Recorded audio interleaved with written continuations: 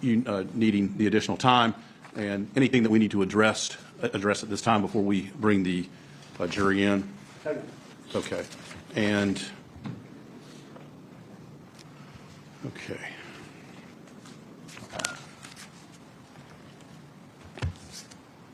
Okay.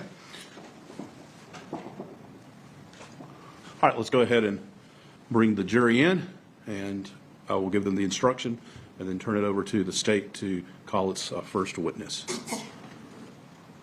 Bring the jury.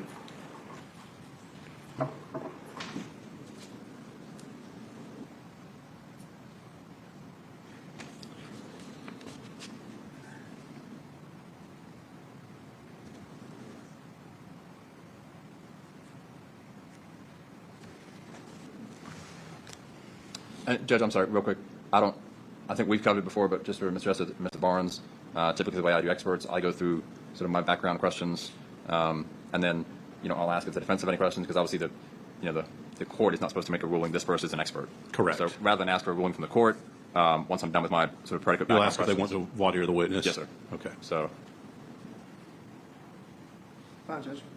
And then if there's either when they're done or there's no questions, then I'll simply move into my questions without the court making that determination. Okay. All right. Are we good, sir? Yes. All rise for the jury, please.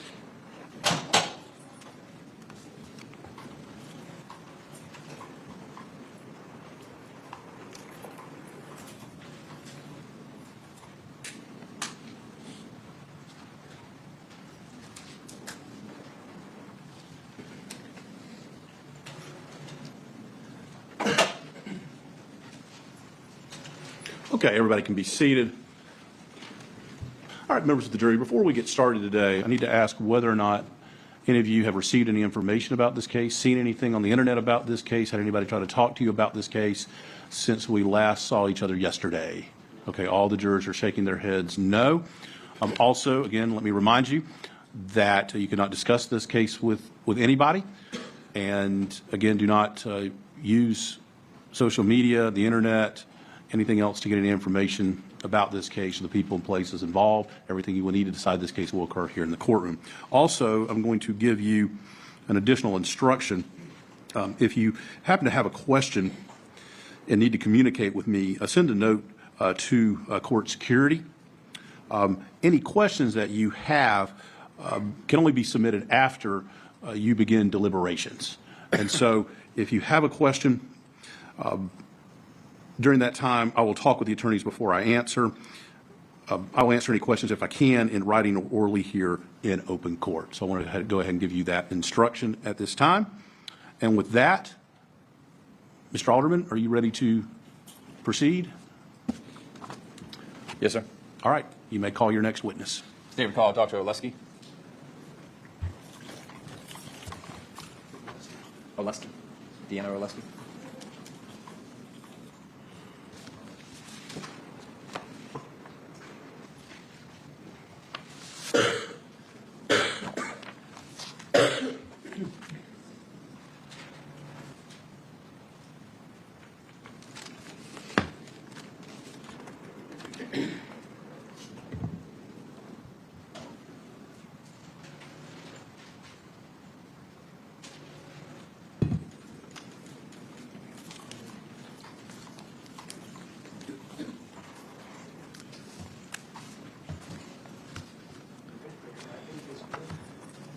That man, raise your right hand, please.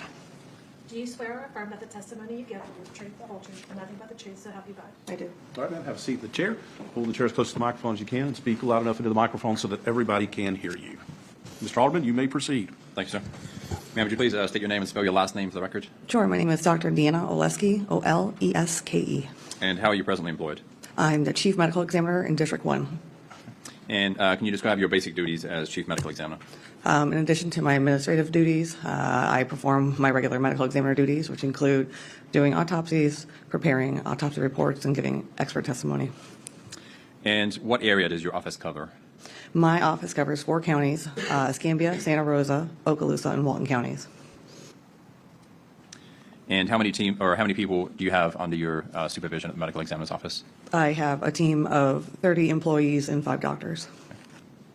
And do you know how many autopsies your office performs every year? Approximately 1,800 to 2,000. And how many of those do you typically perform personally? About 200 to 250. Every year? Yeah. Okay. And how long have you been at the District 1 Medical Examiner's office? Since November of 2020. You've been the chief that entire time? Yes. Okay. And where were you employed prior to that? I was the associate medical examiner in St. Johns County in District 23 in St. Augustine for about 3.5 years. Okay. And what were your duties there in St. Johns County? As an associate medical examiner, I did the same things I did here with less responsibility, doing autopsies, creating autopsy reports, and giving expert testimony. Okay. And what is your educational background? I did 13 years of school to become a forensic pathologist. I started with a 4-year undergraduate degree at Indiana University. Following completion of that, I successfully matriculated into medical school in Detroit, Michigan at Wayne State. Following those 4 years, I became a medical doctor. I obtained my Texas medical license, and I went to residency training in anatomic pathology at the University of Texas in Houston. This is the core basis of a subspecialty that studies the diseases of tissues in a hospital.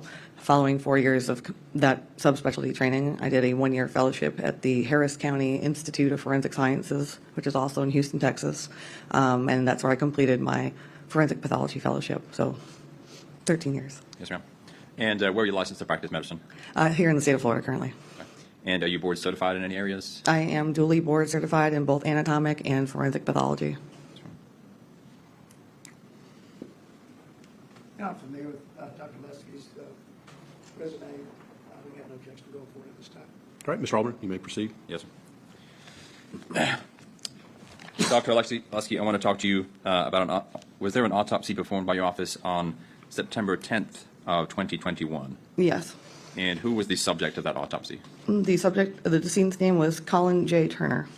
And who performed that autopsy? That was Associate Medical Examiner Dr. Timothy J. Gallagher. And does your office, the medical examiner's office, maintain a file for every autopsy that is performed? Yes. And is that file kept in the ordinary course of the medical examiner's business? Yes. And you have access to that file? Yes. And did you review that file? I did. And what exactly did you review in terms of that autopsy? I reviewed the autopsy report, the autopsy photographs, the radiographs or x-rays, the toxicology report, handwritten notes or body diagrams that Dr. Gallagher had produced, and chain of custody, I think, and the investigator's report too. Everything basically that was in the file. And those items that you reviewed, did they provide you with the information necessary to form your own opinion as to the cause and manner of death for Mr. Colin Turner? Yes. Were there any external injuries observed to Mr. Turner? Yes. And can you describe the standard procedure when an autopsy is performed? Sure. When our office is notified of a death that is non-natural, we assume jurisdiction of that body and custody of that body. When they come into the autopsy suite, we first take photographs as they were received to us, so whatever they were wearing, if they were wearing clothing or if it was cut clothing. And then we go through and we see if there's any defects in the clothing that may correspond to injuries on the body. We take and collect evidence if necessary or assist law enforcement in doing so at that time. Following that, we take, quote, dirty photographs of any of the wounds, again, to show as they were originally. And then following that, we clean everybody up and we reshoot the photographs and try to make them as clean as possible so it's clear where the injuries are. And for Mr. Colin Turner, what was the cause of those external injuries? Multiple gunshot wounds.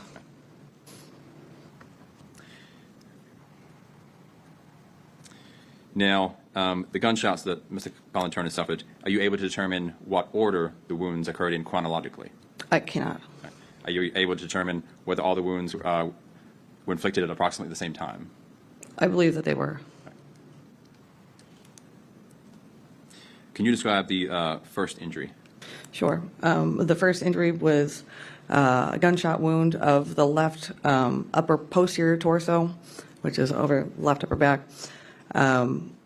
which goes through the muscles of the back, the 6th and 7th cervical vertebra of your neck, and then the musculature in the skin over the right lateral neck, where it does where it exits and then re-enters. And I'm going to pause go it right there.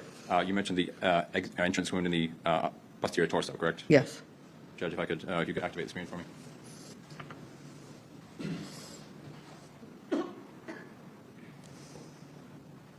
And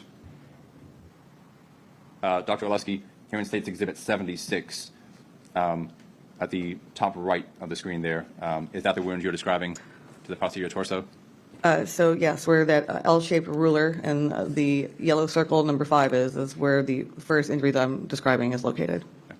So the number 5 does not correlate to the, again, the chronology of the wounds, is that correct? Correct. Okay. Now, you described that as an entrance wound, is that correct? Yes. Okay. And how are you able to determine if that is an entrance wound?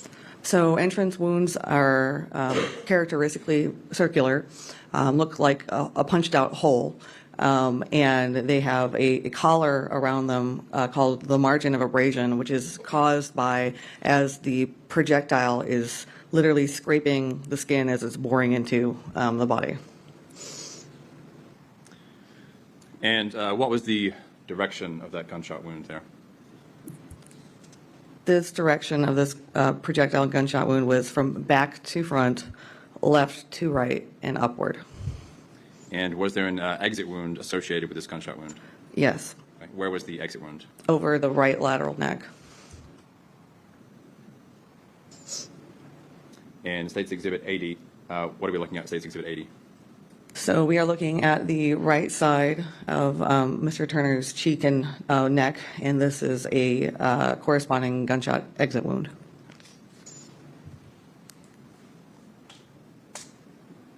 And was there a re-entry wound associated with this gunshot? Yes. And where was the re-entry wound?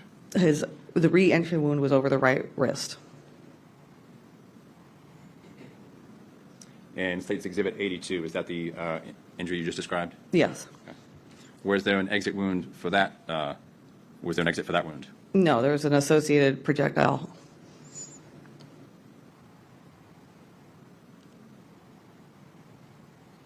And State Exhibit 4, is that the projectile you just mentioned? Yes. And that was recovered from the autopsy? Yes. And what were the injuries caused by that gunshot and the various entrance and exit wounds?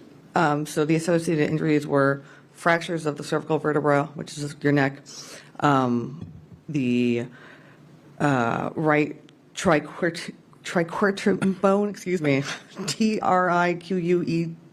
TRIQUETRUM bone, the fracture of the right lunate bone, which is in the wrist, and hemorrhage along the wound track. So it injures the cervical spinal cord in his neck. And is that all the injuries and areas of the body that were affected by that first gunshot? Yes. Okay. And again, when I say first gunshot, you don't know what order they occurred in, correct? Correct. Okay. Did you observe injuries from a second gunshot? Yes. Okay. And where was the entrance wound for the second gunshot? This one was labeled number 6, and it was over the left posterior torso or the left back. And what are we looking at here in States Exhibit 87? We are looking at a picture of Mr. Turner's left upper back. We can see 2 gunshot wounds, one which I just described over the right side of the photo, and number 6, which is the one that I'm currently describing. And that is an entrance wound? Yes. And what was the path of the projectile? This projectile went through the soft tissues of the back, through the left 6th rib, the lung, the left 2nd rib, the underlying musculature of the left upper chest, and the subcutaneous skin and tissues of the left chest. And what was the direction of that projectile? That projectile was back to front, left to right, and upward. And was there an exit wound associated with that injury Yes. or gunshot? Yes. And that was over the left upper chest. And what are we looking at in States Exhibit 91? This is the corresponding gunshot wound with a number 2 associated with it. It is an exit wound. It is has small tears around the surrounding skin and can be easily reapproximated. And what were the injuries associated with that gunshot? The injuries associated with this gunshot wound include fractures of the left-sided ribs, injuries and perforation to the left lung, a left side hemothorax, which is a collection of blood in the chest. And did you observe, or was there a third gunshot wound that was observed to Mr. Turner? Yes, there's another gunshot entrance wound on the posterior right torso, labeled number 7.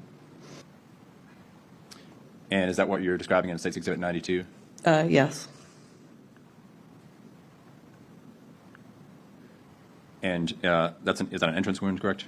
So again, this is a circular wound that is punched out with a thin layer of red abrasion collar surrounding the skin, and this is very characteristic of a gunshot entrance wound, yes.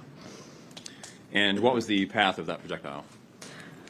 The path of this projectile perforates the skin and soft tissues of the right posterior back, the right posterior ribs, the right lung, the sternum, and the skin and soft tissues of the chest.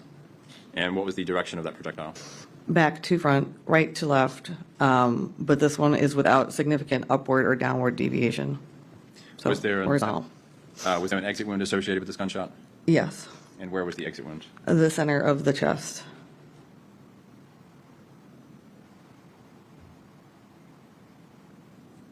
And what are we looking at, State's Exhibit 97? We're looking at the center of the chest exit wound that's labeled in a circle with the number 3. It's a slit-like exit wound where the edges can be re-approximated, and this is what corresponds to the wound track. And what were the injuries associated with that third gunshot? The injuries associated with this include the fractures of the right-sided ribs, injury to the right lung, a right-sided hemothorax or collection of blood in the right side of the chest cavity. And was there a fourth gunshot that was observed? Yes. Where was the entrance wound for that fourth gunshot? This was over the lower left posterior torso and was labeled number 8. And is that what we're looking at, State's Exhibit 98? Yes, over the top left side of the image. And again, you described that as an entrance wound, is that correct? Yes, this is a circular punched out wound with a thin collar of marginal abrasion surrounding it. And what was the path of that projectile?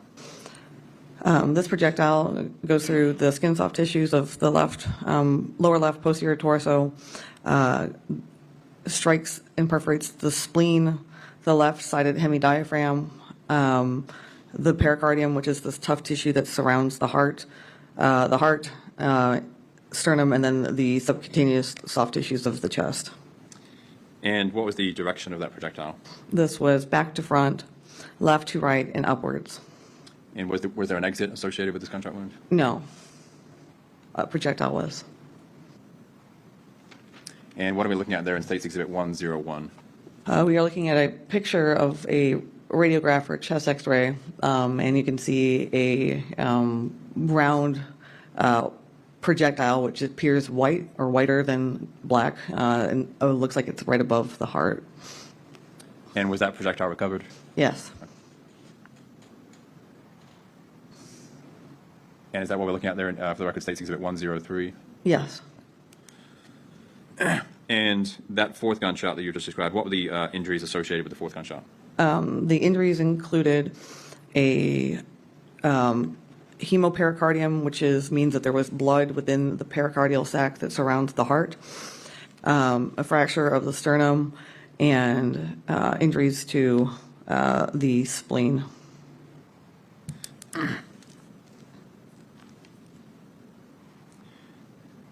And Dr. Oleski, in your career as a medical examiner, you've had many occasions to observe gunshot wounds. Is that fair to say? Yes. Okay. Do you have any idea how many times you've observed gunshot wounds in determining exit versus entrance wounds? I'd say out of the 2,000 cases or autopsies I perform, a solid 30% are gunshot-related cases. So yes, I'm very comfortable determining entrance versus exit. Dr. Oleski, can you give us, are you able to determine after these gunshots were afflicted, how long would Mr. Turner remain alive, in your opinion? Several minutes. The injury to the heart takes as long as it takes until your blood, there's so much blood around your heart that it can no longer effectively pump. So not more than a couple of minutes. That gunshot wound by itself, which I believe was the fourth gunshot wound you described, in your opinion, would that have been a fatal wound in and of itself? Oh, yes. Okay. Would any of the other gunshot wounds, in your opinion, been fatal in and of themselves?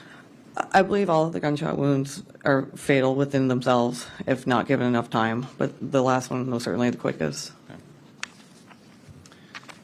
Okay. Excuse me. Was there any clothing that was recovered from the autopsy from Mr. Turner? Yes. And were there any defects that were observed to that clothing? Yes. And does those correspond to the wounds that you have just described? Yes.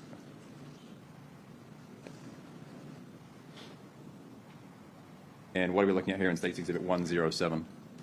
We are looking at the back of the tank top that Mr. Turner was wearing, and we can see 4 circular defects over the left upper, the right upper, and mid to lower back of the shirt that are circular. Doctor, you can, I'm sorry, Judge, you can blank the screen.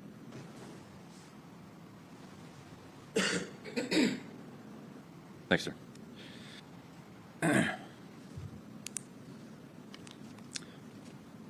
Dr. Oleski, is it standard procedure to perform toxicology during autopsies? Yes. And you're not a toxicologist, is that fair to say? I am not a toxicologist. But you are aware of the results of any toxicology that is performed as it comes back to your office, is that? Yes. And you have the report in front of you, is that correct? I do. Okay. And so for Mr. Turner, was there anything that came back in Mr. Turner's blood? Yes, he had one positive finding for amphetamine. And what was the listed source of that amphetamine? The source was chest cavity blood. And do you know what is listed as the source of the amphetamine? Oh, so you're asking where did that amphetamine come from? Yes. Okay. So no, I don't know if that's I don't know if that was obtained through a prescription or if this is the result of metabolizing out another drug, and that's what's all that's left is in his body. What is listed in the autopsy report as, the toxicology report there as the source of the amphetamine? Is there a prescription drug that is listed associated with it? So amphetamine can be found in Adderall or Dexedrine. And those are prescription drugs, is that correct? Yes.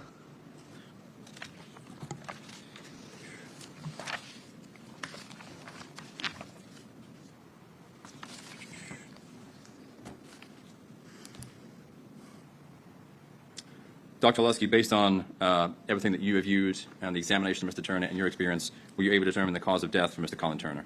Yes. What was the cause of death? Multiple gunshot wounds. And what was the manner of Colin's death? Homicide.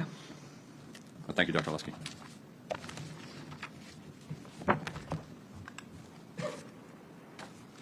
Mr. Etheridge, cross-examination. Thank you, Your Honor.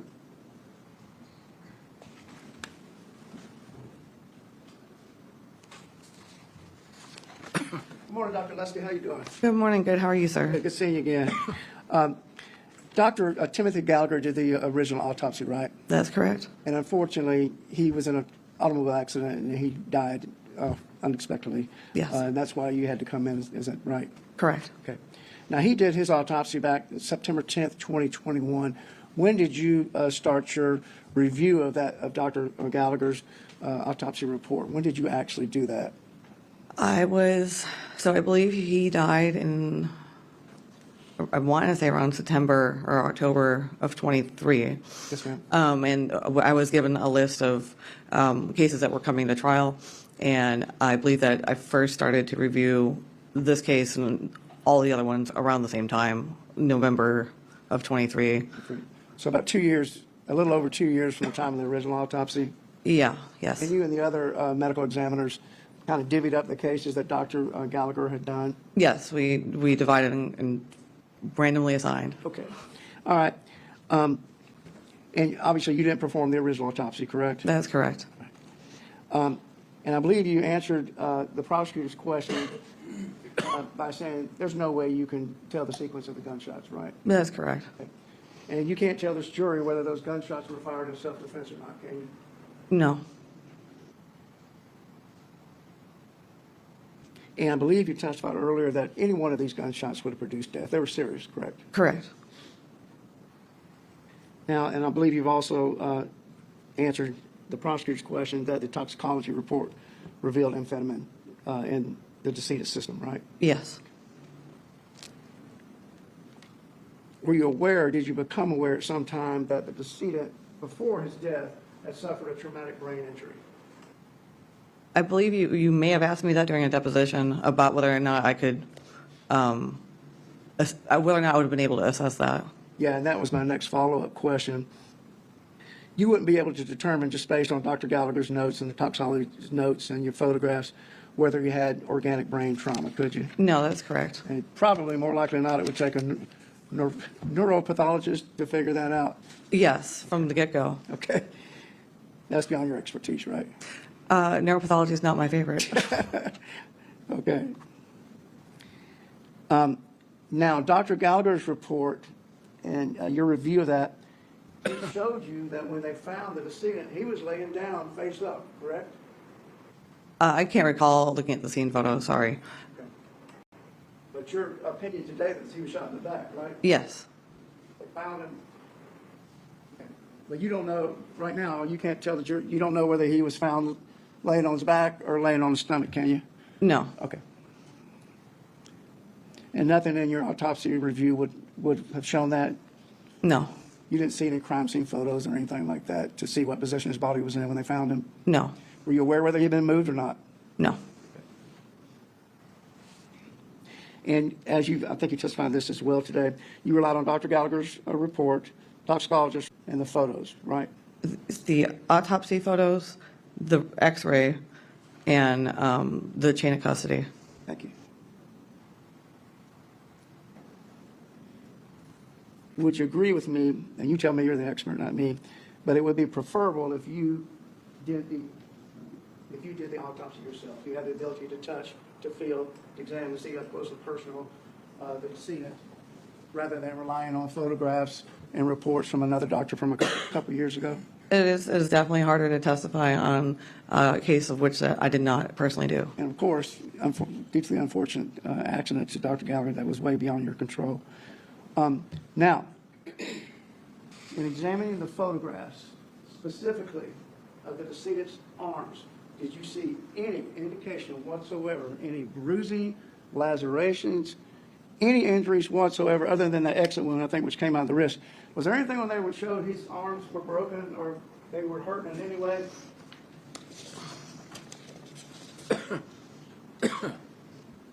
Other than the re-entrance to his right wrist, I do not recall of any other injuries on his arms. Nothing to suggest his arms were being broken or anything like that, right? Only thing that was broken was related to that The projectile. wound coming out.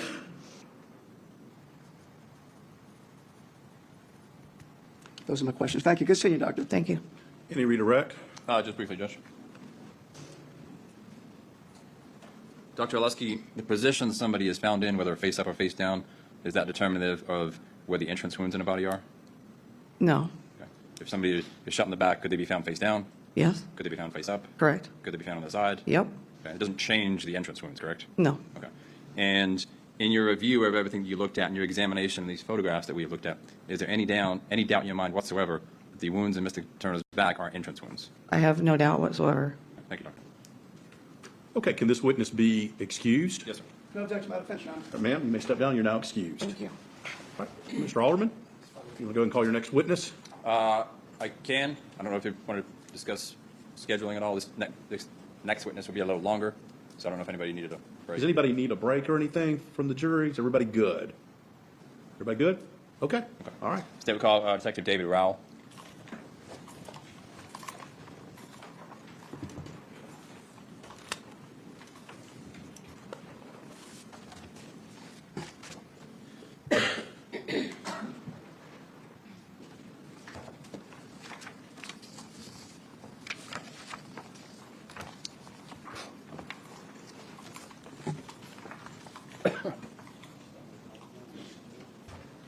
Sir, raise your right hand. Do you swear or affirm that the testimony you give will be the truth, the whole truth, and nothing but the truth, so help you God? Yes, ma'am. All right, sir, if you'll have a seat in the chair, pull the chair as close to the microphone as you can, speak loud enough into the microphone so that everybody can hear you, okay?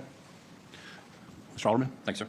Sir, would you please state your name and spell your last name for the record? Yeah, David Rowell, Rowell, Where are you employed? Santa Rosa County Sheriff's Office. How long have you been with the Sheriff's Office? Almost 10 years. And what are your present duties with the Sheriff's Office? I am a detective for the Major Crimes Unit. And can you describe for the jury your basic duties as a detective? So we investigate most violent crimes, homicides, sexual batteries, internet crimes against children. We get cases forwarded to us from patrol, and we assume investigation. And approximately how many detectives are there in the Major Crimes Unit? I think we're at 7 or 8 right now. And when a homicide comes in, is somebody typically assigned as the lead investigator on that case? Yes, sir. Okay. And how many other detectives typically work on the homicide cases that come in? So most homicide cases that we work, it's usually a unit involvement. Usually everybody in the unit's working it. Okay. And are you familiar with the investigation into the death of Mr. Colin Turner? Yes, sir. Okay. And who was the lead investigator on that case? That would be me, sir. Now, on September 8th of 2021, did you go to the scene at all at Jenks Drive? Initially, yes, sir. I received a phone call from my sergeant explaining to me what happened. So that evening, I went down to the scene. I was briefed by Major Brinkmans of what they had so far at that point. At that time, Ms. Kuhn was in the backseat of a marked patrol vehicle. I had asked her if she would like to provide a statement at the Major Crimes Office, which is in Milton, which she stated she would. And was she then transported to the office? Yes, sir, by Deputy Loha. Okay. And did you speak with her there at the Major Crimes Unit? Yes, sir. Myself and Detective Kelly both spoke with her. Okay. Where did that interview take place? At the interview room at the Major Crimes Office, that's both audio and video recorded. And so this is that same evening, is that correct? Yes, sir. And have you reviewed a copy of the recording of that interview? Yes, sir. And was that a fair and accurate copy of your interview with Ms. Kuhn on that evening? Yes, sir. You know, this time I'd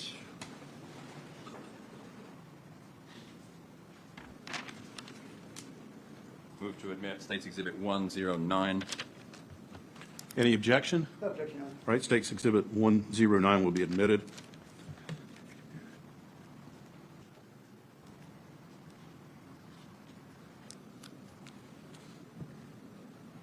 Detective Rowell, after your interview with Ms. Kuhn, did you attend the autopsy in this case? Yes, sir. I believe that was the next day. Okay.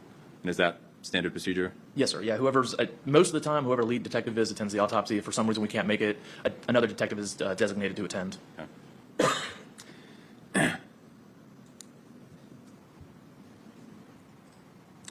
Were any cell phones taken into evidence in this case? Yes, sir. I believe both Miss Coons and Miss and Collins.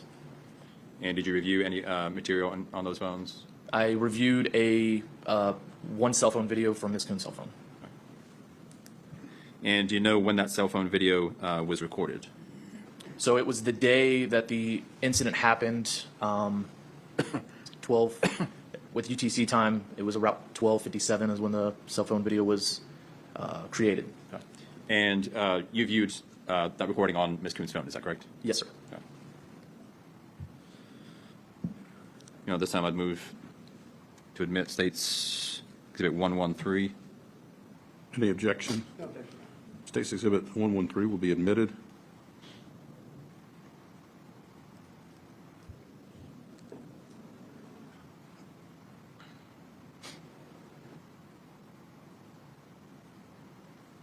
You know, this time I'd move to publish 113. Okay. Just tell me when you're ready for me to Sir. open it up.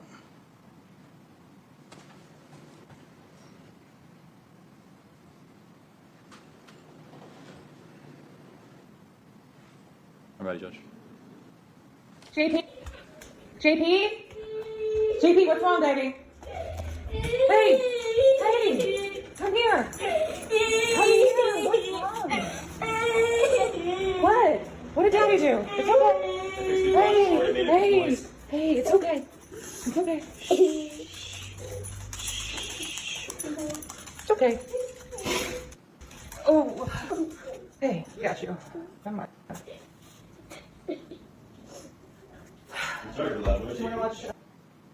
And just brief, Detective, do you know when this, you said this was 12:57.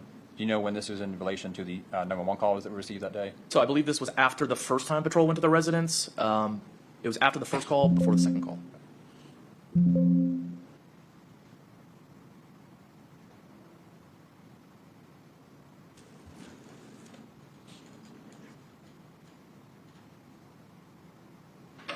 Mitchell? No.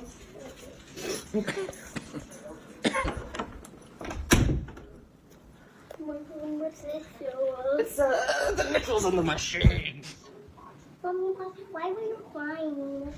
Why were you crying? Sometimes people just get down. Hey, JP. Come here. Can we make JP feel better? Can we snuggle him with kisses? Hey. I got you. I got you. Well, we fixed it, right? I have a present for you. What is that present? What is that? Is it a haircut? I'm trying. Yeah. I didn't like the box. I know. Yeah. Mwah.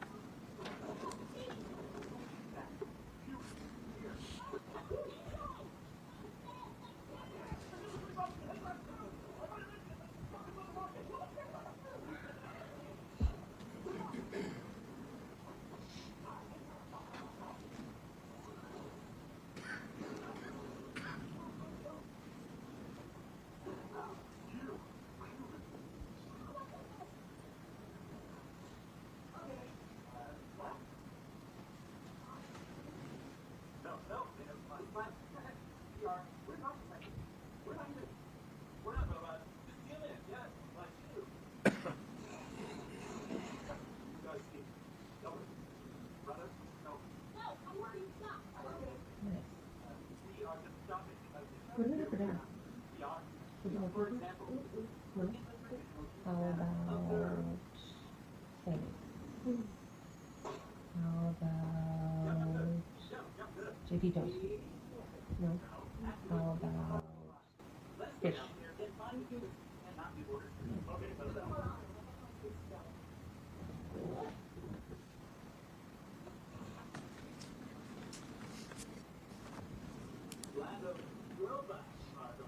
Did you know this is one of my favorite movies?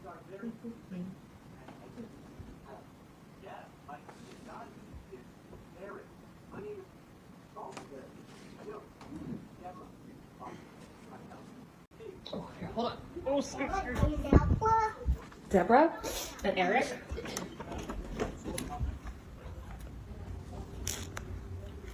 Come on, guys, let's find something to eat.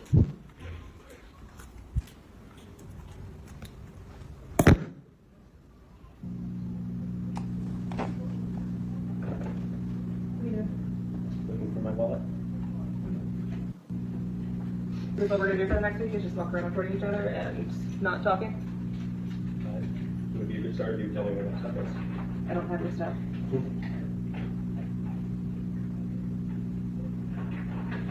So yeah, that's what we're gonna do.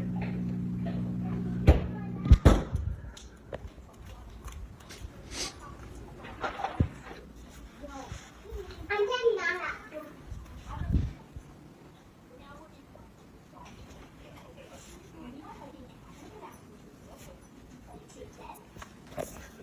It's actually really funny. I just got this. I've never just had a bar. It's fine. Why do you think it's funny? You don't? No. I think it's pretty good. Oh, maybe. Is it too heavy? You doing what? I didn't like how I'm going in the floor. I know you didn't. That's okay. I don't know, buddy. If you know where my iPad is? Or my wallet? You don't have the body. I think it was hidden. My pencil on it.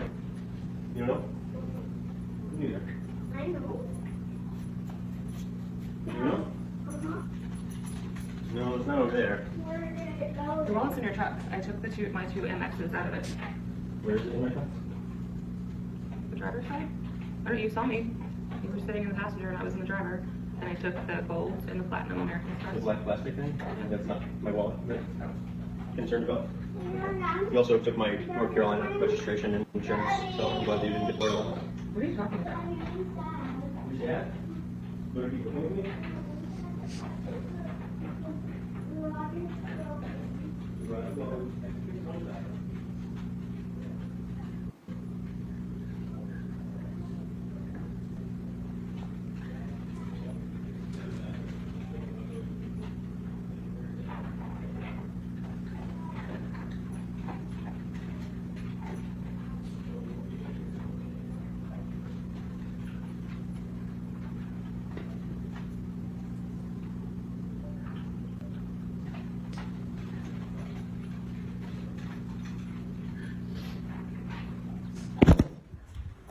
Can we seriously stop this about? Like, this is not good for the kids.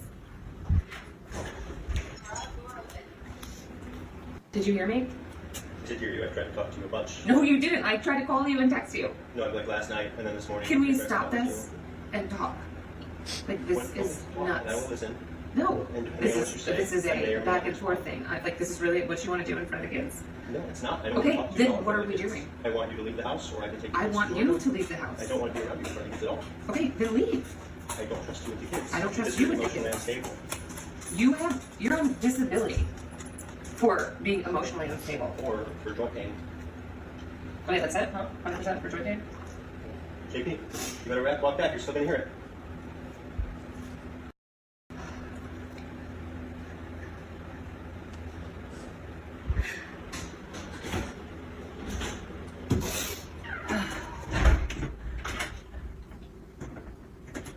Mr. Daddy. Oh, you okay? My bad. Mama. Thank you, Judge.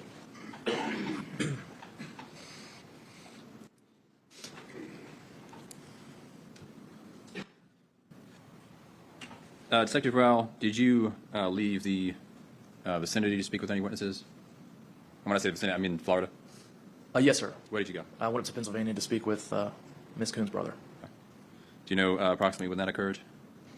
Not off the top of my head, I believe within 2 weeks of the actual call. Okay. And did anybody else go with you? Detective Kelly did. And you spoke with Mr. Kuhn, is that correct? Yes, sir. And was that recorded? Yes, sir.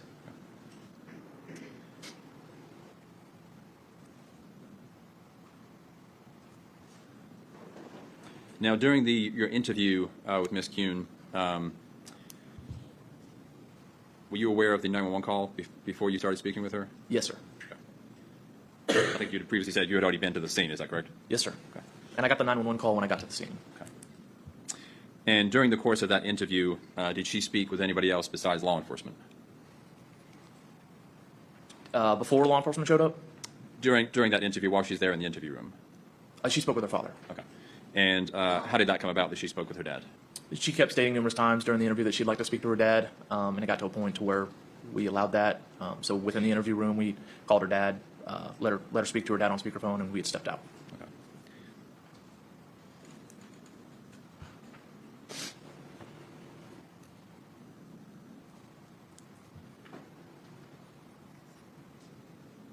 And from the interview, what was the temperature like in that little interview room there?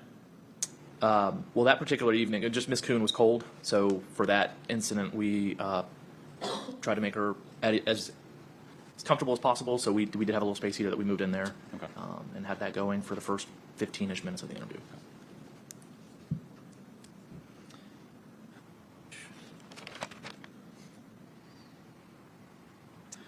During the course of that interview, were you able to understand everything that Ms. Kuhn said? Yes, sir. Okay. And she can be soft-spoken, is it, during that interview, is that right? Yes, sir. For the first 10 minutes of the interview, she was more soft-spoken. As the time rolled on, she got a little louder and maybe more comfortable. So. Okay.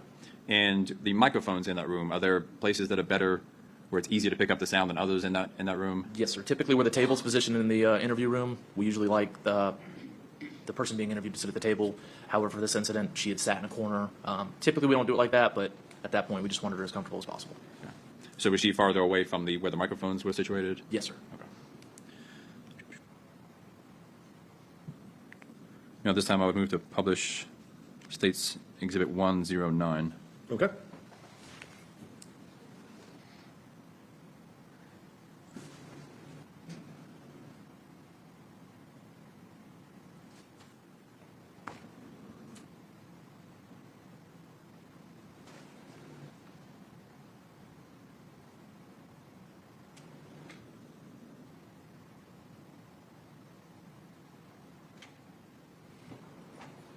I'm ready, Judge.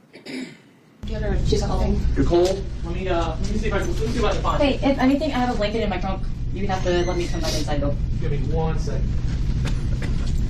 Don't ask me why, but I have a cold in my trunk. I have clothes everywhere too.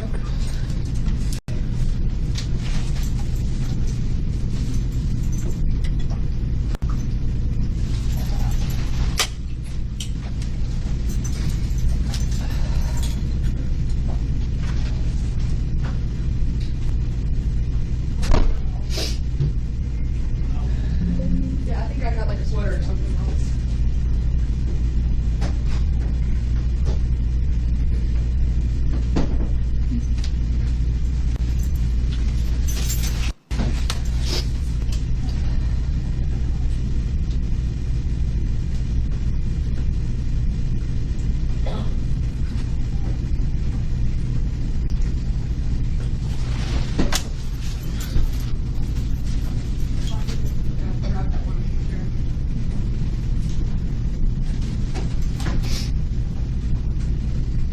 Can I sit over there?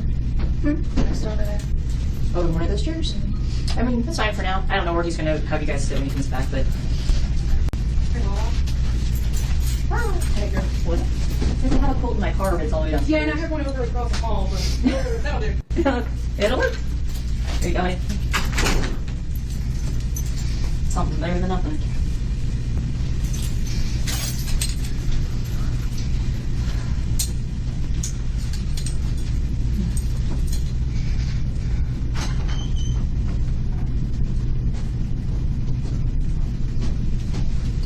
I have space here I can put in your help, so it's not so cold.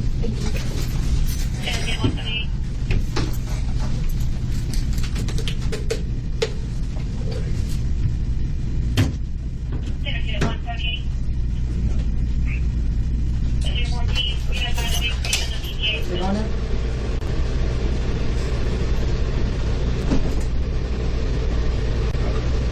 That should help. Oh yeah, it is blessing out some good heat.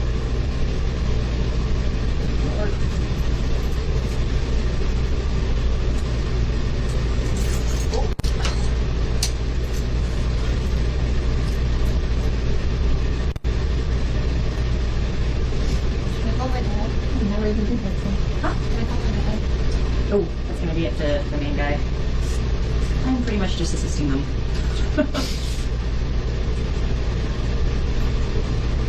I did add your father's information though, so that way they have it.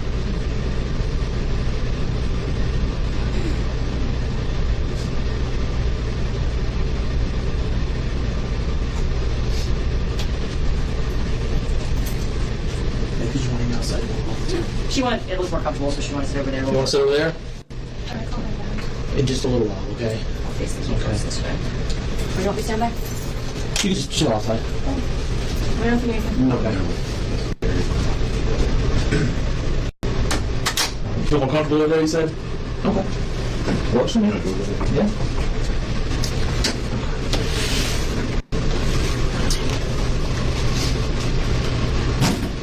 All right, Miss Bree.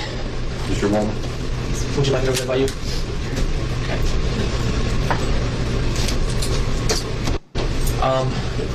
The only thing I'm gonna say one thing, and that is,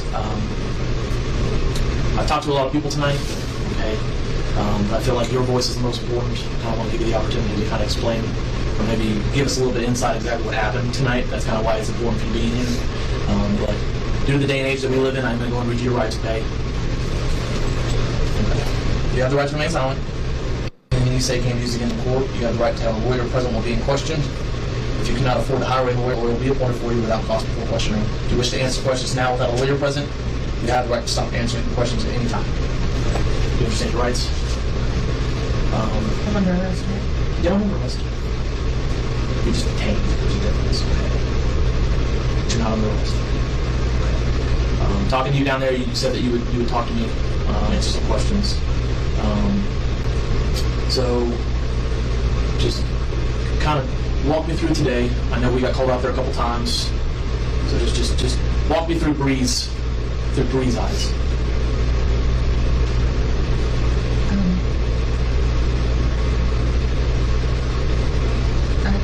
first time.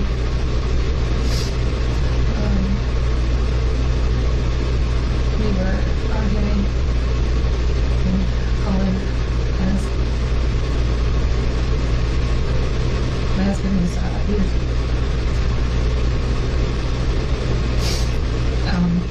he was threatening to take the kids. Okay. He said that since I had tried to kill myself a couple months ago, that no judge in the world would give me custody of children. And he was packing. You want to take your handcuffs off? Yeah. You want to come off? Okay, that's fine. I didn't realize you had to think or something. She's reminding me of it. Be a lot more comfortable for you.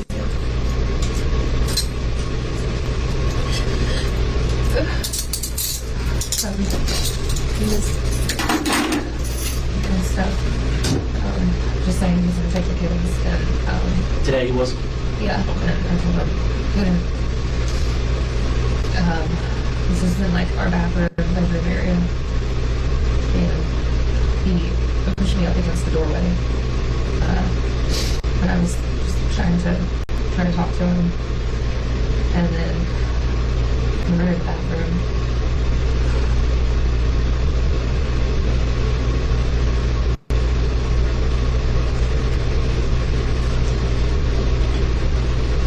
He threw me on the ground and said nobody would believe me because I was a crazy bitch. And so I called the police. And they came.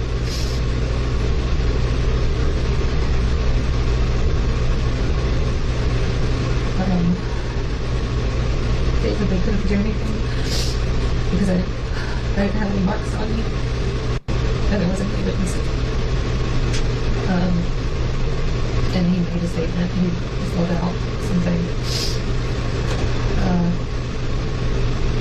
And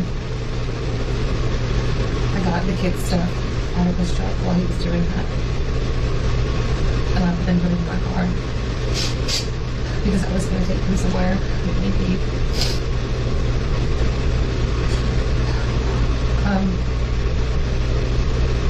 I got the garage door opener out of his truck, and I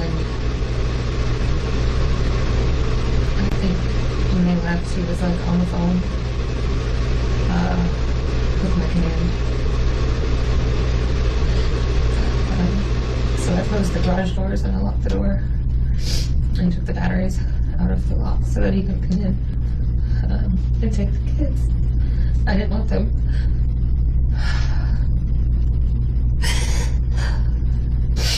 I didn't want them to see us fighting. Thank you.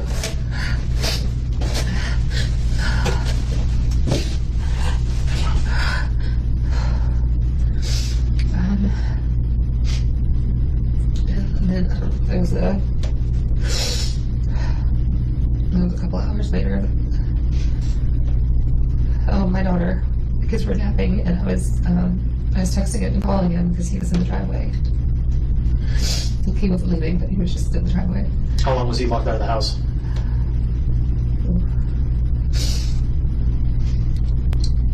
Maybe an hour. Okay. So he wasn't leaving? No. My kids, they're 4 and 3, and the 3-year-old sometimes she wakes up from a nap, like really confused. Just like hysterical. Like you can't console her. And it's usually hit or miss on who can console, but sometimes we end up just, he'll have her for a little bit and then give her to me.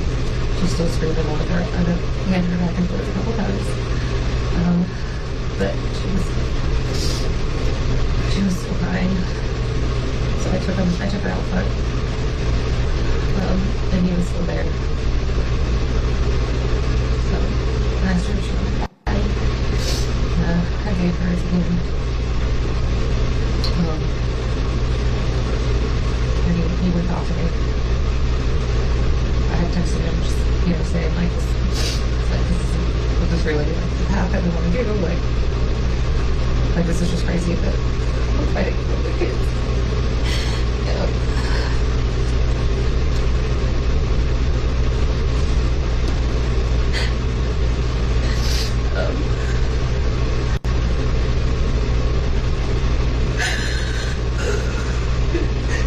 I went out there and to go get her.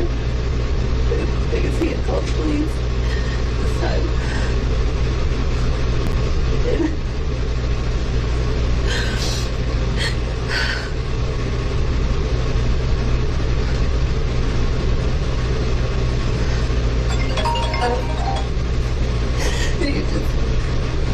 he told them that I have mental health issues, that I don't think I'll be a reasonable woman. And he doesn't trust me and leave me alone with the kids. She wasn't correct. He just wanted to take them because I told him that I wanted a divorce. So he was just trying to take the kids.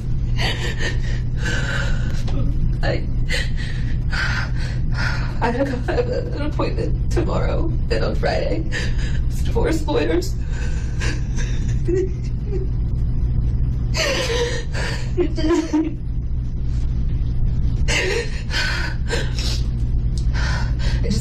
I just wanted to get divorced and not fight for the kids and not get them around.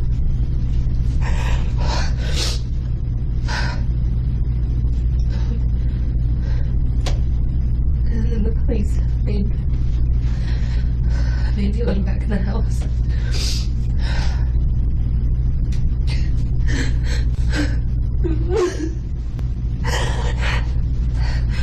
And I was crying, and the kids were crying.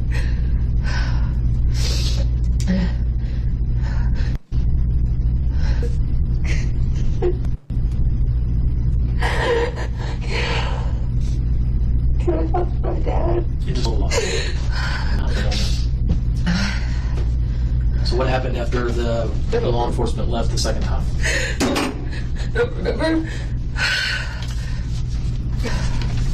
I don't remember. Which part? After they left. When I know I called my mom.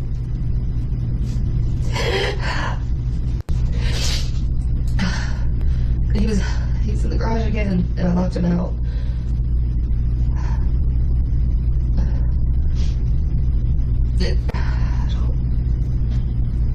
I locked him for some reason. I think to talk to him.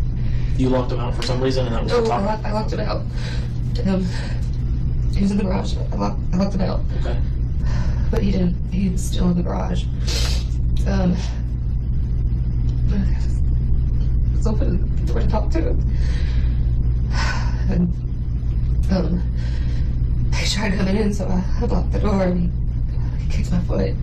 And was trying to push to go to the door. And I was trying to keep him out.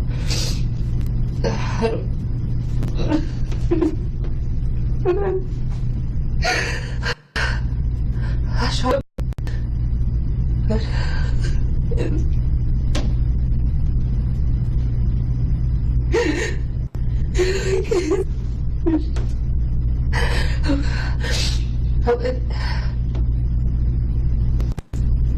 He was still coming towards me. I don't think I shut the door, and I went.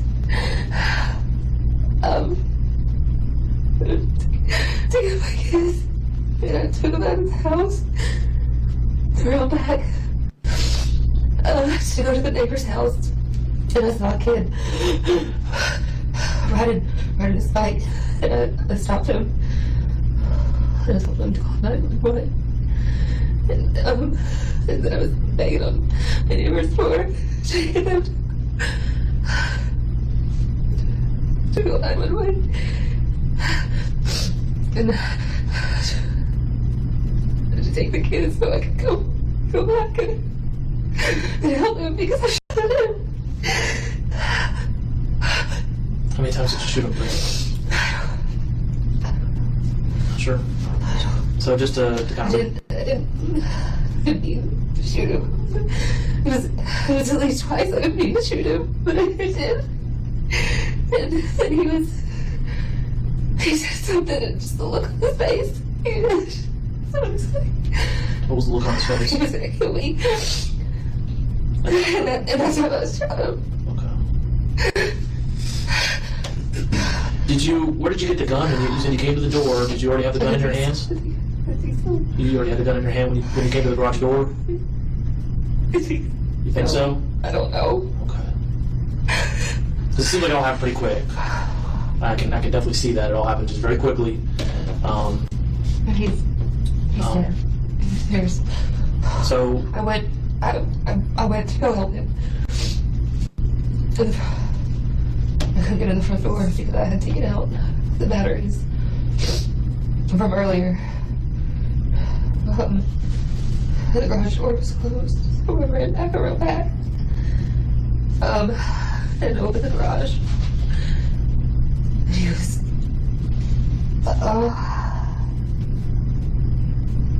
It's just covered in blood. I was screaming. I couldn't open the garage door to let like the neighbors in, and I did. I went over. I pulled it. I was able to open it. I was. I tried to. He was. I believe that you tried to help him. Okay. Was he dead? Is he dead? He would tell me he was dead. Yes, ma'am. He passed away.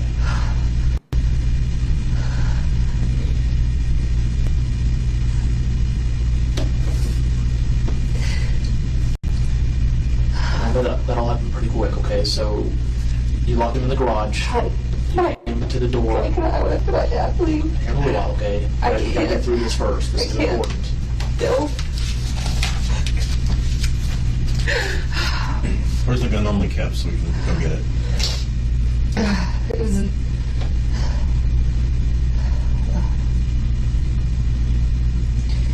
It's in the kitchen. I put it in the kitchen. Where is it normally kept?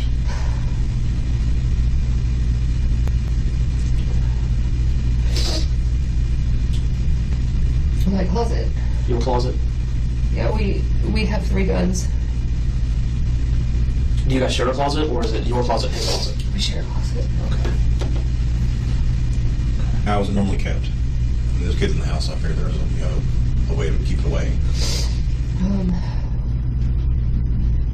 It's up. The shotgun is the one that's out. Is the handgun in a safe? Is it in its lockbox? Is it in its gun container? No, it's just up high. It's just up high? Yeah. Okay. So the kids can't get it, that's why it's up high? Okay.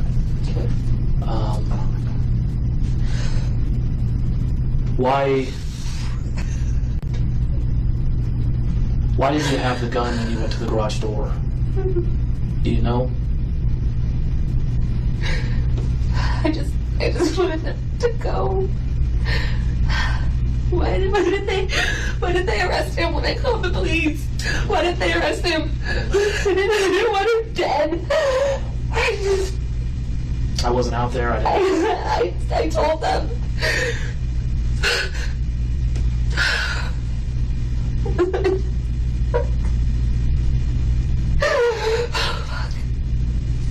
Was he on the... Where are my kids? Where were your babies when this was Where are my babies now? Where were they at? They don't have a dad.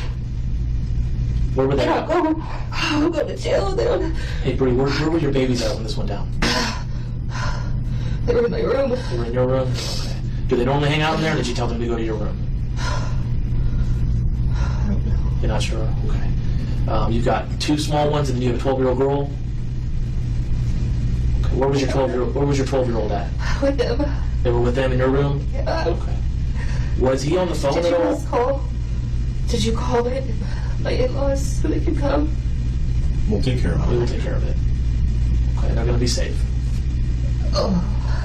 They're good. Was he doing anything when you opened up the garage door? Was he talking on the phone? Was he working on anything in the garage? What was he doing when you opened up the garage door?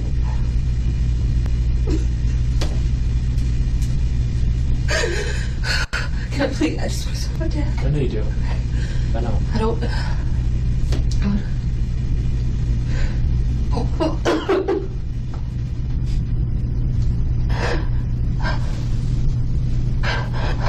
We'll get you a phone, but it is very important that we get everything out of you so we know how to make sense of everything, okay? It doesn't make sense. My husband's dead.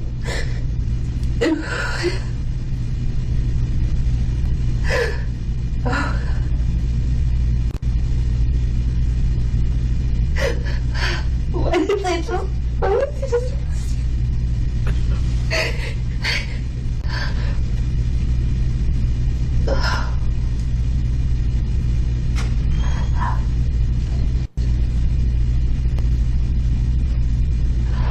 Now, the best that you can remember. Okay, when you opened up the door, what was your husband doing?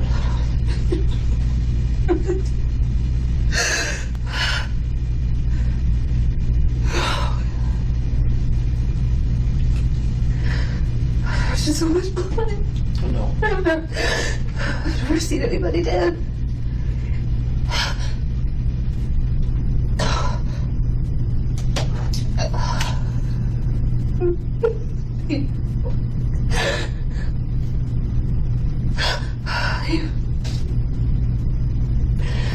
Where was he standing when you were in the garage? No, it's just so.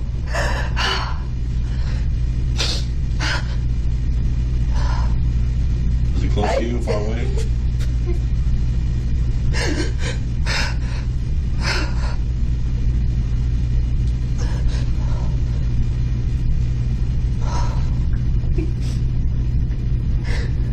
Help him.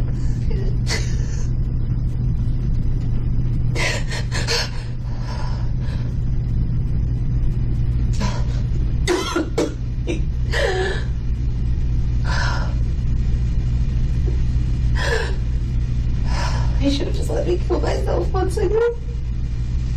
Why did you say that? Because then he would be dead.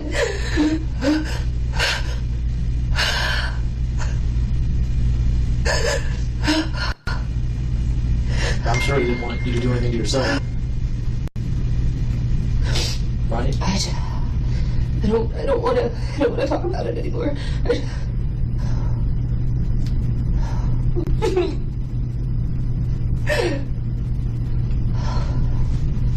I don't call it. I have to talk to my dad. We'll get you a phone, but it is real important for us to understand your perception of what was going on with your husband.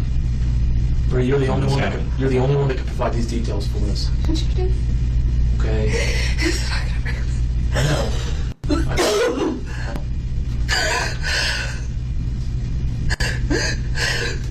Well, like I told you at the very beginning, okay, I think it's very important to give a voice.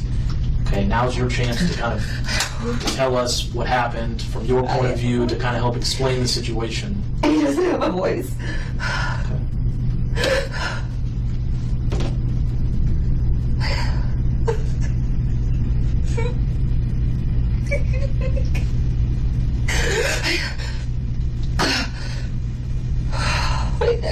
I thought maybe I was wrong. Maybe he was okay. Did he have anything in his hand when you had to shoot him?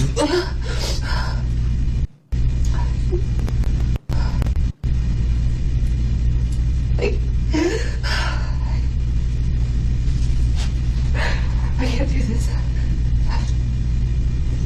Well,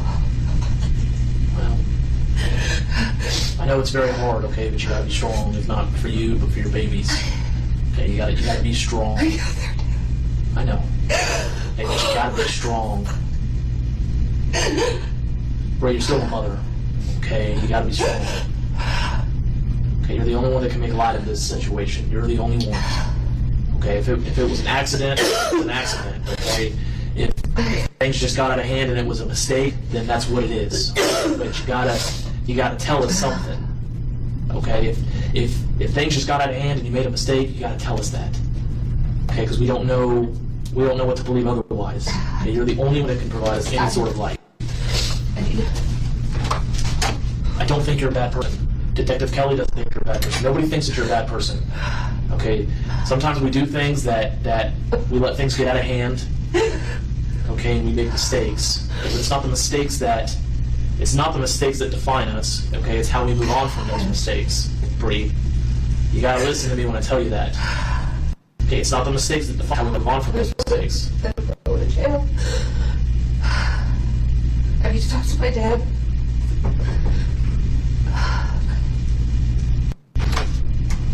I need to talk to my dad. Let me just ask the one quick question. Okay, why did it happen?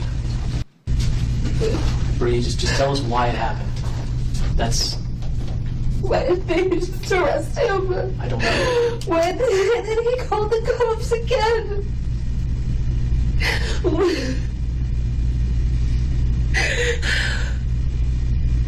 Why did it go down? I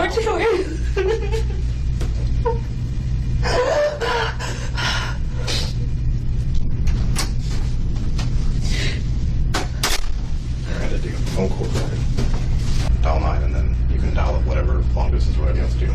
Okay?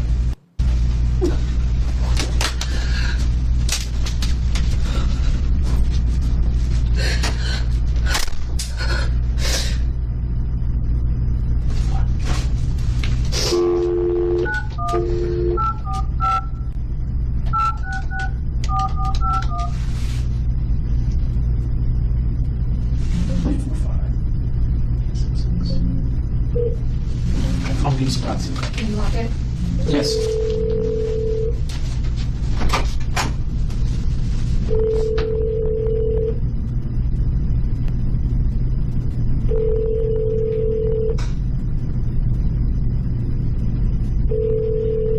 What time is it in New York right now? 10. 10. Didn't he just text me though? 4 5 8 Sure. 6 6 4 4 5. It's probably a number he doesn't understand, so let's just dial it one more time.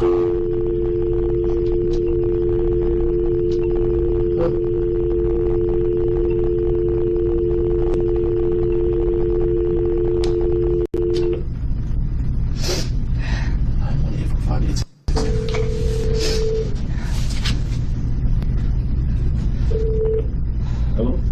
Daddy. Hey. Where are you?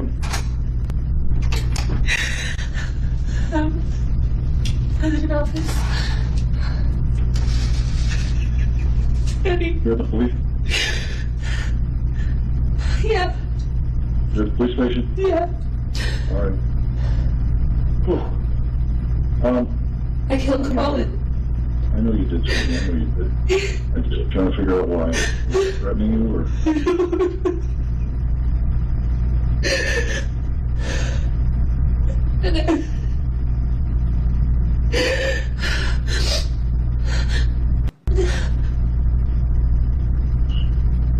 The kids okay?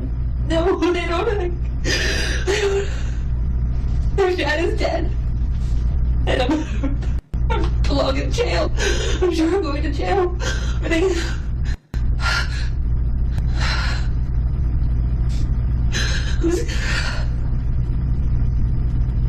So are you in now, or you're being allowed? Is this a phone call you're allowed? Yeah, I said I could call you. Have you? Obviously, it's early. We haven't figured out what the course of action is, but are you going to need a lawyer, or are you going to plead? Well, anyway, I'll ask you this later. What do you think? I don't know, Daddy. I don't know. I don't know. Yeah. Well, you're not going to know. I mean, this is a shock.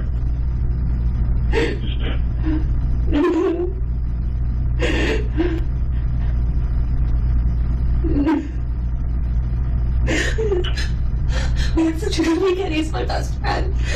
Hold on, speak clearly. No, I'm not here to. I know. You have to what? We had such a good weekend. He's That's what I heard. my best friend. Parents said you guys had a great weekend, but for some reason, Colin started this thing last night with you. I mean, you obviously didn't put his computer pressure. We're clear on that, right? He's dead. He did, right? He's dead. Oh, yes, he is. I'm sorry about that. I'm very sorry.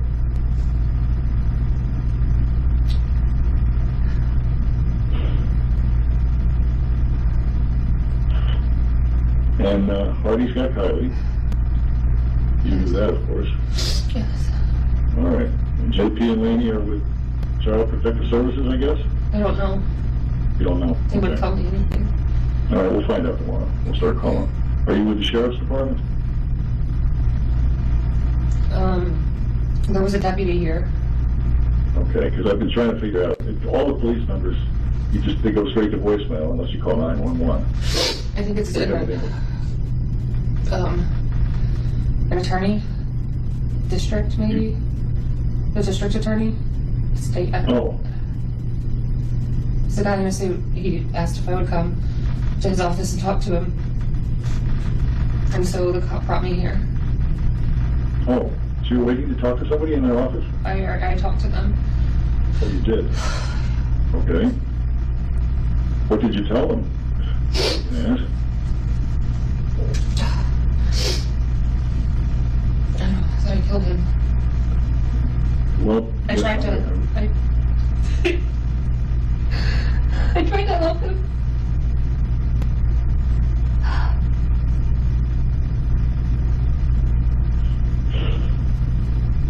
You tried to help him? I got the kids out of the house, and I went back and I tried to help him, and there was just blood everywhere.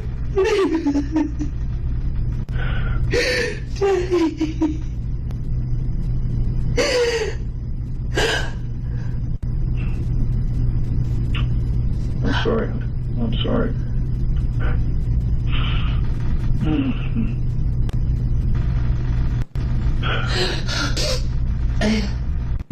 Where are... all right, I'll be able to find out the answers to these things tomorrow. We got to figure out... do you want us to come down there? Is there anything we can do? I know it's a little early to start figuring this stuff out because you're still in shock.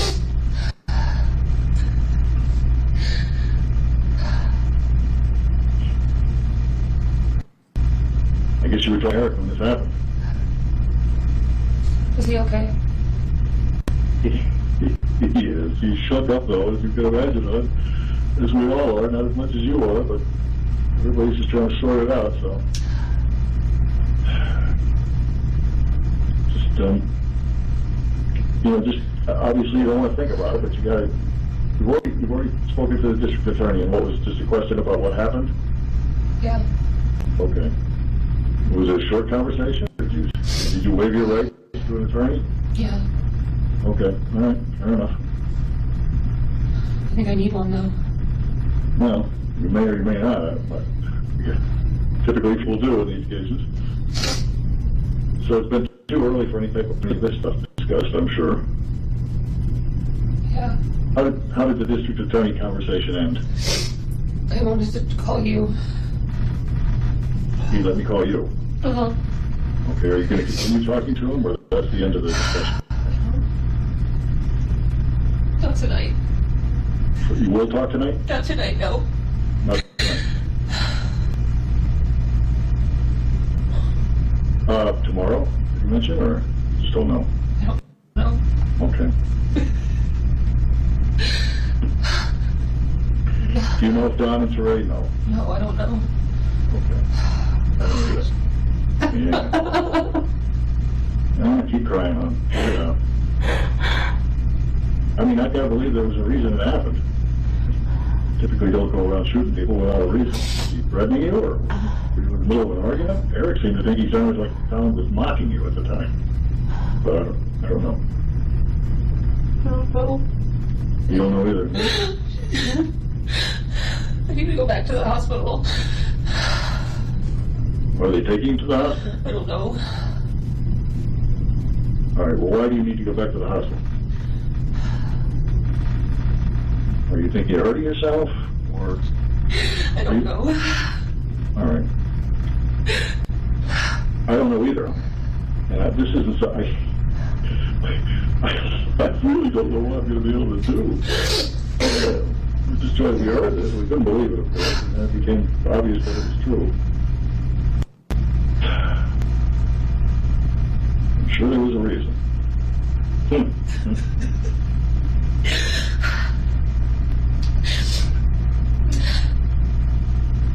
Are you in the office right now by yourself, or are you Get in there. About this.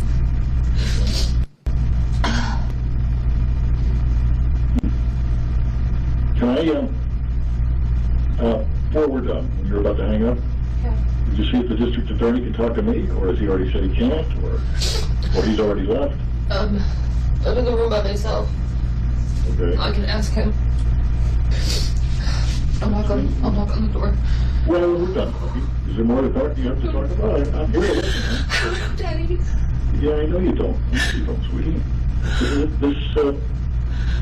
Well, I don't have the answer for this one. This is a big deal. I can't believe I killed my best friend. You did. My husband, father of my kids. I just fucked up everybody. I killed him and fucked up everybody else's life.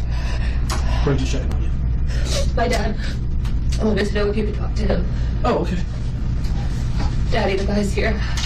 Okay, I'll talk to you later. I'll talk to you tomorrow if we don't. Well, she'll be present. You're on. She'll be present. Dad. All right, hon.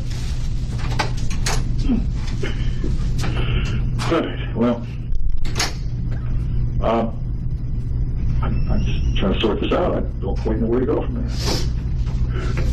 So it sounds like you'll be seeing the jail staff later tonight.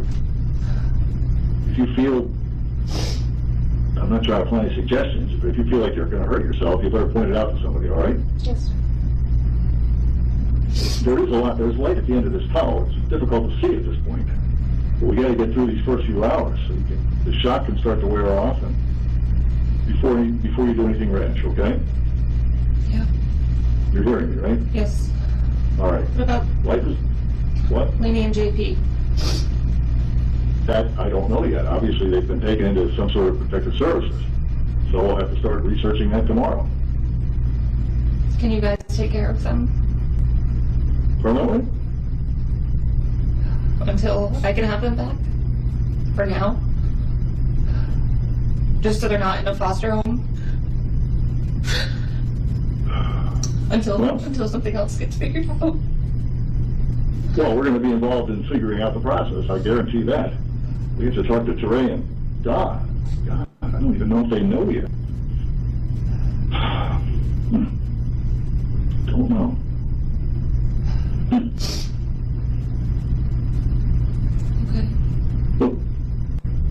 All right, my answer was absent, as you noticed. I did not say I was going to do that, and I don't mean to upset you more with that, but I understand. I'm not ready to make... What's that? No, you don't understand, but, damn it. I'm really pissed right now, Bree. I'm very mad at you. I know you're going through a terrible thing, but Jesus, this is so uncharacteristic. Why did you go for it? Why did you grab a gun? Was he going to hurt you? I don't know.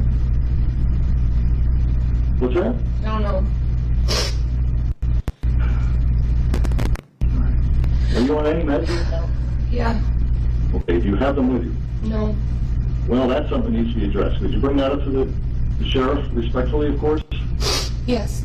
Or the jail staff, if you had to wait that long? I will. All right. My mind is racing, hon. I'm not sure what I'm supposed to do. I'm not familiar with this situation, as you are not. All right, well, later tonight, if you get another chance, you're going to have to give up your phone at some point. I don't have my phone.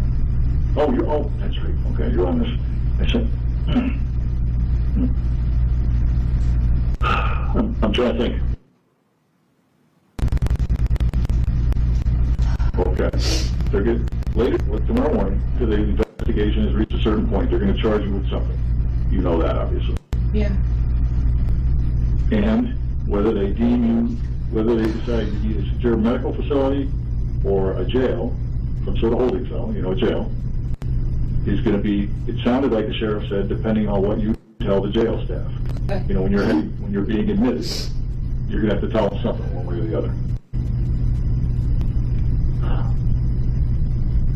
All right, well, when they offer you a public defender, agree, take the public defender, a lawyer, until we can at least figure out a better way of going, okay? Okay. This way we have a point of contact, so you have a representative, someone we can call and get questions answered. Okay. All right.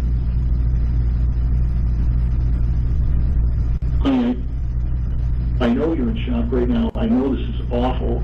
I wish there was something I could tell you to make you feel better. I don't know what it is. We got your back. We love you. In the morning, we're going to start trying to get you more answers.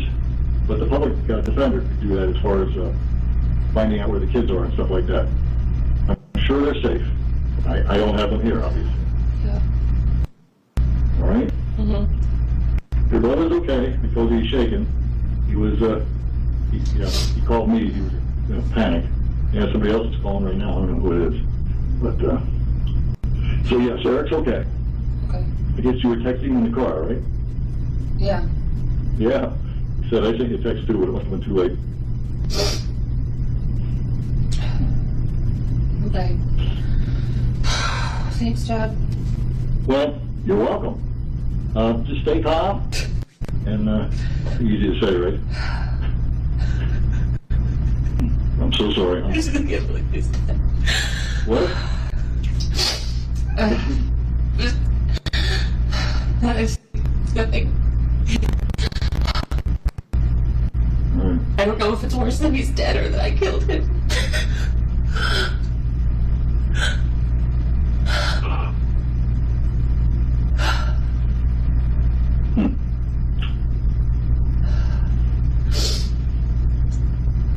All right. Well, let's focus on the things that Kylie's okay. She's with Hardy. And the kids are okay, and we'll start seeing what we can do as far as, getting them in a better situation, all right? Okay. All right, I will talk to you tomorrow morning. Love you. As far as I know, I love you too. Bye. Bye.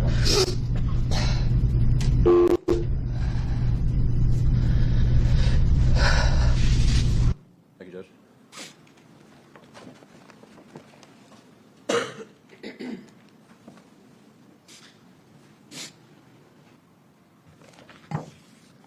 Detective Rowell, toward the end of that conversation where we hear Ms. Kuhn speaking with her dad, she makes several references that she has spoken to the district attorney, the guy in the suit.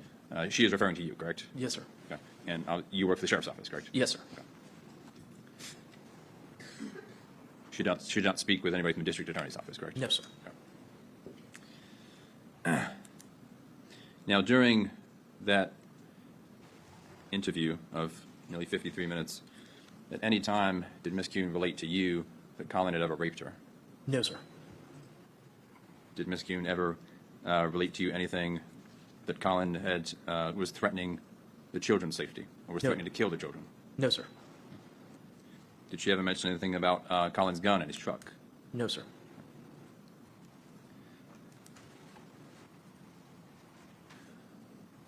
And I know the space heater was on there towards the beginning. The first thing she mentioned to you was he was going to take my kids, correct? Yes, sir. Okay.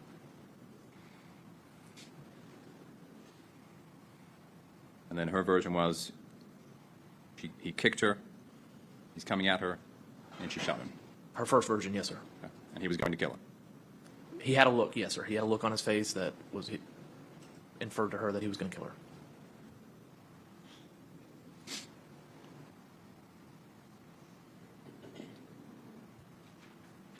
And you and Detective Kelly asked her repeatedly towards the end about what he was doing, where was he? Jack, the best evidence is the video we just watched, not his interpretation of what was on the video.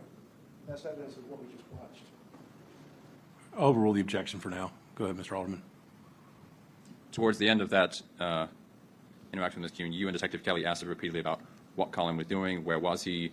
You specifically asked, did he have anything in his hands? What was he doing? Did you ever receive an answer to any of those questions? No, sir. All right, thank you, Detective Rowell. Those are my questions. Yes, sir.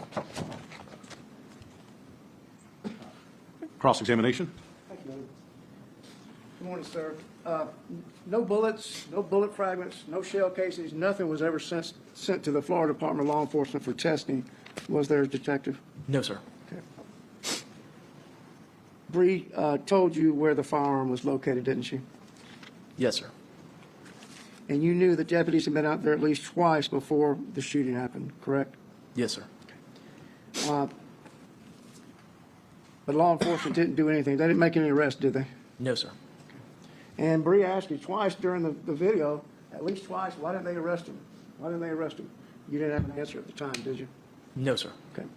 Did you know at the time, or do you know now, that she told the deputies, not once, but twice, that she'd been raped and not a dang thing was done? Post that incident, yes, I was told about that, but also that she wouldn't fill out a statement or anything of that nature. The initial call was for battery only. When they explained to her that no arrest would be made on a battery, then she decided to bring forth the sexual battery allegations.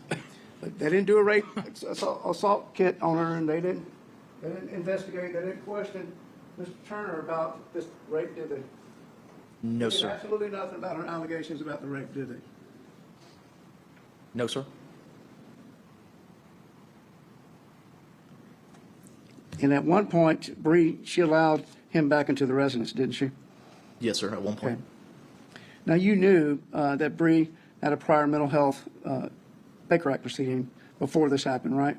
At that time of the interview, no, sir. Okay. And during the interview, there's talk of divorce, threats of the decedent taking the kids, right? Yes, sir. And that was one of her worries, that he was going to take the children, right? Yes, sir. And then she told you that she locked him out, and he tried to come in. That was what she according to the initially. video, right? Yes, sir. That's what she initially stated. Now, were you privy, or did you know that Colin, Mr. Turner, in his call to law enforcement said that she was trying to break his arm during his call? Yes, sir. I did know that. You reviewed that, and you knew that before you interviewed you, didn't you? Yes, sir. I listened to the phone call prior to the interview. Okay. Now, we just heard from the medical examiner, there wasn't any broken arms or anything looking like anybody tried to Your break Honor, his I'm arm. to object as to form, as to referencing another witness's testimony. Sustain as to the form. Okay, you attended the autopsy, didn't you? Yes, sir. I did. Okay. You saw Dr. Gallagher examine the body, didn't you? Yes, sir. I did. You didn't see any evidence of broken arms or bruising or lacerations or anything to that man's arms, did you? No, sir. So he was lying, wasn't he, about that? Your Honor, I'm going to object for argument. Sustained.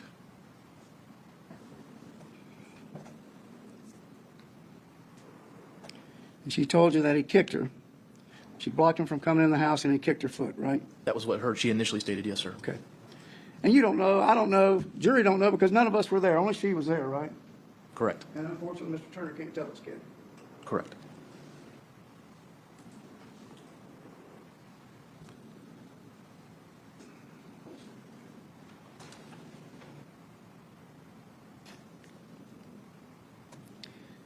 When did you found out about the mental health issues that Bree was suffering from?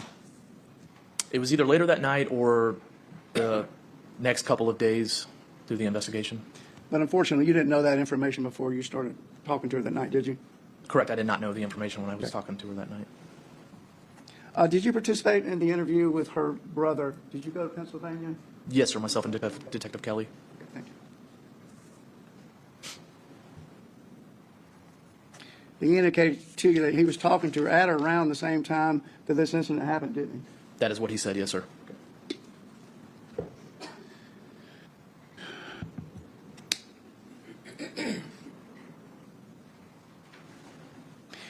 And it looked like from during the interview that you were able to find out that Bree kept her gun in the closet away from the children, didn't you? Correct. Yes, sir. Did you know where Colin kept his guns? No, sir.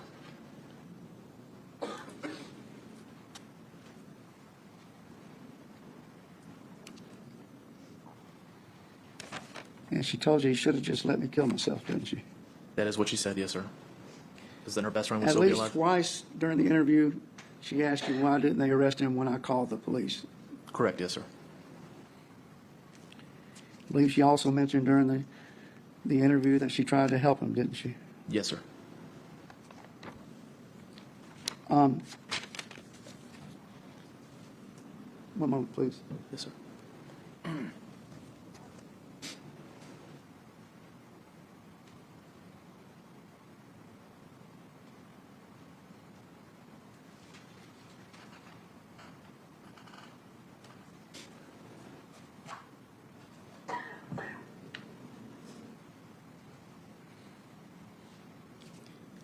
Y'all didn't make the decision to charge a first-degree premeditated murder. That was a No, I'm grand going to jury. object for relevance. I'm going to sustain the I'd objection. ask that be stricken from the record. And the jury to disregard that question, and the question is stricken. Were you able to ascertain how many guns that Mr. Turner had? No, sir. Thank you, those were the questions. Redirect? Yes, sir, just briefly. Detective Rowell, Mr. Etheridge asked you about the gun potentially being sent off for FTLE, for ballistics testing, things of that nature. Why was that not done in this case? It was not relevant to the case. Okay. And can ballistics match certain projectiles to certain firearms? Yes, sir. Okay. Did you have any question as to which firearm was used in this case? No, sir.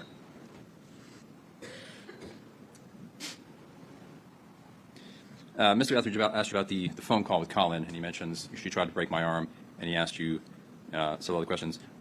Did Colin mention that he had bruises on his arm? No, sir. Not on the phone call. Did he say he had lacerations on his arm? No, sir. Not on the phone call. Did he say his arm was broken? That it was broken? No, sir. He just said she tried. Did he say he had any physical injuries of any kind? No, sir. Okay. And obviously he was never able to further describe what happened, correct? Correct.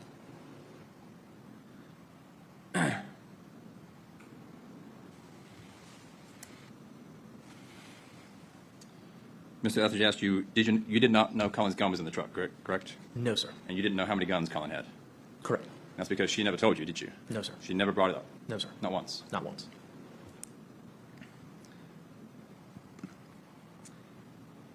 As to the incident itself, Mr. Etheridge asked you only Colin and Bree were present, is that correct? Correct. But we have a recording of what happened, don't we? We do, yes, sir. Thank you, Detective. Yes, sir. Okay, can this witness be excused, or does he need to remain? Judge, he doesn't need to remain in the courtroom, or I'm sorry, in the building, but I've asked him to remain on standby for rebuttal. Okay. All right, sir, you may step down and just remain on standby. Yes, sir.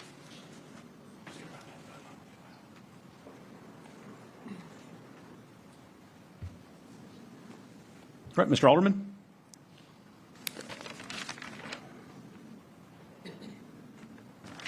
State rest, Judge. Okay, if the attorneys will approach.